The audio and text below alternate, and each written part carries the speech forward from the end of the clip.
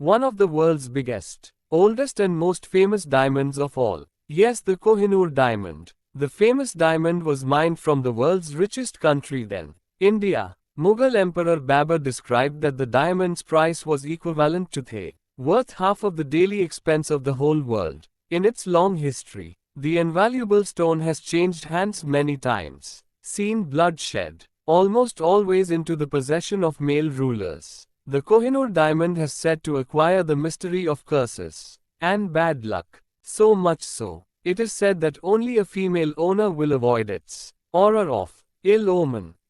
So hello all, I am AI Bobby, a time traveler, and I will be navigating you through the world of untold stories, so welcome aboard to the Untold Stories. Please do click on the subscribe button for more such untold stories.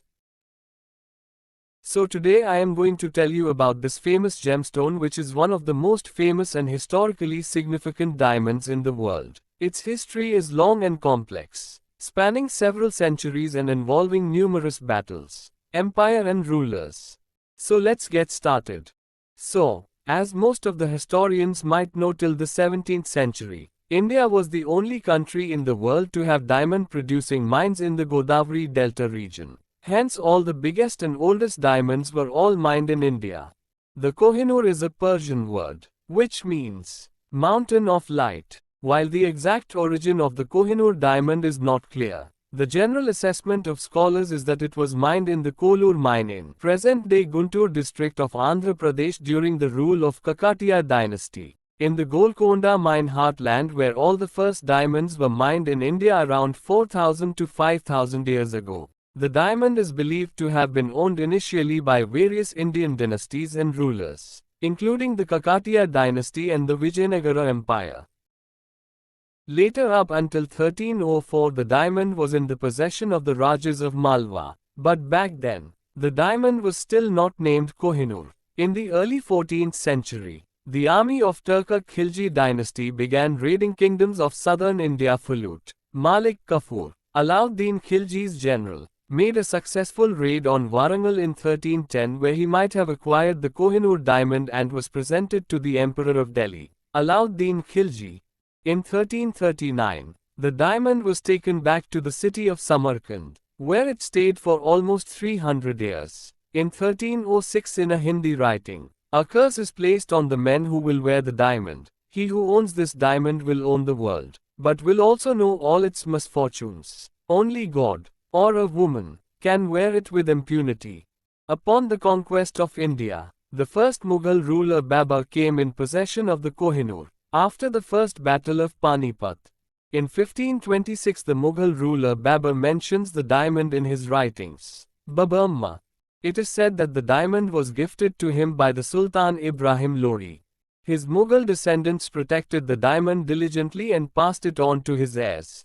By the time Shah Jahan ascended the throne as the fifth Mughal emperor, there were so many jewels in the treasury that he decided to use many of them in the making of the ornate peacock throne in 1635. The diamond was lodged at the very top of the throne, in the head of a glistening gemstone peacock. However, over the years the Mughal Empire weakened, and Muhammad, the grandson of Aurangzeb, was not a fear-inspiring and great ruler like his grandfather. The Persian general Nadir Shah went to India in 1739. He wanted to conquer the throne, which had been weakened during the reign of Sultan Muhammad. The Sultan lost the decisive battle and had to surrender to Nadir. It is said that this invading force soon captured Delhi, where after a massacre of the civilian population, the army began a systematic looting of the wealth of the city and the treasury of the Mughal Empire, with nearly 10,000 wagons of loot, along with millions of rupees and an assortment of other historic jewels. Nadir Shah also carried away the imperial peacock throne, and it is here on the head of one of the peacocks on the throne that the invaluable Kohnioor diamond was embedded. He was the one who gave the diamond its current name, Koh-i-Noor, meaning mountain of light. After Nadir Shah, he was assassinated in 1747 and his empire collapsed. The Kohnioor fell to his grandson, who in 1751 gave it to Ahmad Shah Durrani, founder of the Afghan Empire. In return for his support, one of Ahmad's grandsons, Shuja Shah Durrani, wore a bracelet containing the Kohnioor on the occasion of Mount Stuart Elphinstone's visit to Peshawar in 1808. A year later, Shah Shuja formed an alliance with the United Kingdom to help defend against a possible invasion of Afghanistan by Russia. He was quickly overthrown, but fled with the diamond to Lahore, where Ranjit Singh, founder of the Sikh Empire, in return for his hospitality, insisted upon the gem being given to him, and he took possession of it in 1813. Ranjit Singh had the diamond examined by jewelers of Lahore for 2 days to ensure that Shuja had not tricked him. After the jewelers confirmed its genuineness, Ranjit Singh then asked the principal jewelers of Amritsar to estimate the diamond's value. The jewelers declared that the value of the diamond was far beyond all computation. Ranjit Singh then affixed the diamond to the front of his turban and paraded on an elephant to enable his subjects to see it. He used to wear it as an armlet during major festivals such as Diwali and Dussehra, and took it with him during travel. He would exhibit it to prominent visitors, especially British officers. After his death, the diamond was in the possession of his sons. In 1849, after the conquest of the Punjab by the British forces, Maharaja Duleep Singh, who was the last Indian king to have possessed this diamond, was eventually tricked into parting with the Kohnioor under the Treaty of Lahore dated March 29, 1849. The Sikh Kingdom of Punjab was annexed and merged with the British India dominions under this treaty. Duleep Singh was deposed. His treasury, which comprised the Kohnioor, the Darya-i-Noor, Sea of Light, and Taimur's ruby among other valuables, passed on to the hands of the British. On the 1st of February 1850, the jewel was sealed in a small iron safe inside a red dispatch box, both sealed with red tape, and a wax seal and kept in a chest at Bombay Treasury awaiting a steamer ship from China. It was then sent to England for presentation to Queen Victoria in the care of Captain J. Ramsay and Brevet Lieutenant Col F. Maxson under tight security arrangements. They departed from Bombay on the 6th of April on board HMS Madeira, captained by Captain Lockyer.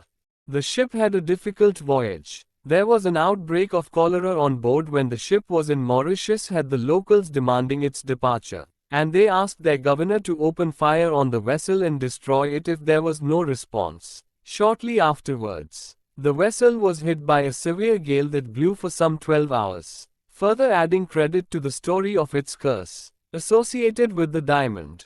On arrival in Britain, the Kohnioor diamond was formally presented to Queen Victoria on the 3rd of July 1850 at Buckingham Palace by the Deputy Chairman of the East India Company. The date had been chosen to coincide with the company's 250th anniversary.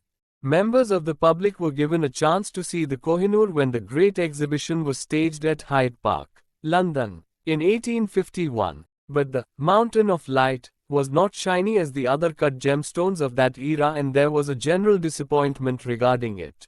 In 1852, the Queen decided to reshape the diamond and it was taken to a Dutch jeweler, Mr. Cantor. The cutting took 38 days and reduced the diamond from 186 old carats to its current weight 105.6 carats. Brilliant cut diamonds usually have 58 facets, but the Kohnioor has 8 additional star facets around the calais, making a total of 66 facets, who cut it to 108.93 carats. Queen Victoria wore the diamond occasionally afterwards. Before her will, aware of perhaps the stories and rumors about the curse of the Kohnioor diamond not to stay in the hands of male rulers, she left in her final will that the Koh-i-Noor should only be worn by a female queen. If the head of state was a man, his wife would have to carry the diamond. After Queen Victoria's death, the Kohnioor became part of the crown jewels. The diamond has been a subject of controversy and dispute for many years. India, Pakistan, and other nations have made claims to the Kohnioor, demanding its return. Today, the Kohnioor diamond is on display at the Tower of London as part of the British Crown Jewels. It is one of the most popular attractions for tourists visiting the tower. Hence, in the conclusion, the history of the Kohnioor diamond is a tale of conquest, colonization, and international dispute. Its journey from India to Persia and eventually to Britain is a reflection of the complex and often contentious interactions between empire and nations over the centuries. It continues to remain the most oldest and famous of all diamonds. Indeed, the king of diamonds, whose value and worth is indeed beyond any computation. Thank you for being patient listeners. This is signing off. AI Bobby from The Untold Stories. For more such informative, untold stories, subscribe our channel. For you it's just a click of the button, and no loss. But for us it is an encouragement to keep telling you untold stories. Thank you.